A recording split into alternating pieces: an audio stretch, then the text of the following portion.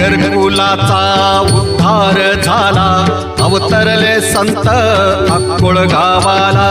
बालपणी त्यांनी चमत्कार केला, बस्तीचे दर्शन भोजन थाळीला. जय देव जय देव